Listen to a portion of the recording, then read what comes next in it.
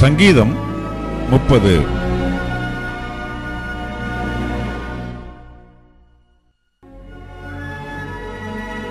கிரக பிரதிஷ்டையின் பாட்டாகிய தாவீதின் சங்கீதம்.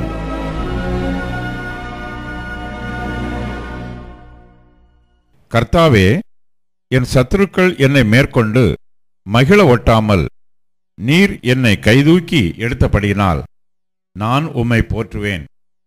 என் தேவனாகிய கர்த்தாவே, உம்மை நோக்கி கூப்பிட்டேன், என்னை நீர் குணமாக்கினீர்.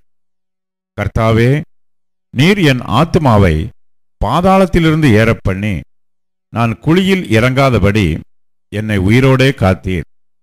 கர்த்தருடைய பரிசுத்தவான்களே, அவரை கீர்த்தனம் பண்ணி அவருடைய பரிசுத்தத்தின் நினைவு கூறுதலை கொண்டாடுங்கள். அவருடைய கோபம் ஒரு நிமிஷம், அவருடைய தயவோ நீடிய வாழ்வு. சாயங்காலத்தில் அழுகை தங்கும், விடியற்காலத்திலே களிப்புண்டாகும்.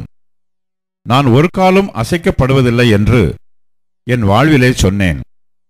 கர்த்தாவே, உம்முடைய தயவினால் நீர் என் பர்வதத்தை திடமாய் நிற்க பண்ணியிருந்தீர்.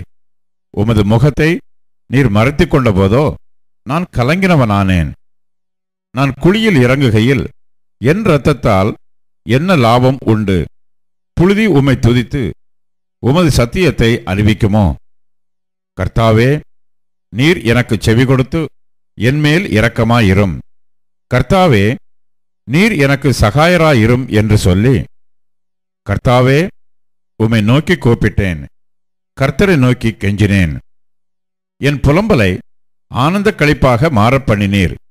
என் மகிமை அமர்ந்திராமல் உம்மை கீர்த்தனம் பண்ணும்படியாக நீர் என் இரட்டை களைந்து போட்டு மகிழ்ச்சி என்னும் கட்டினால் என்னை இடைகட்டினீர். என் தேவனாகிய கர்த்தாவே, உம்மை என்றென்றைக்கும் துதிப்பேன்.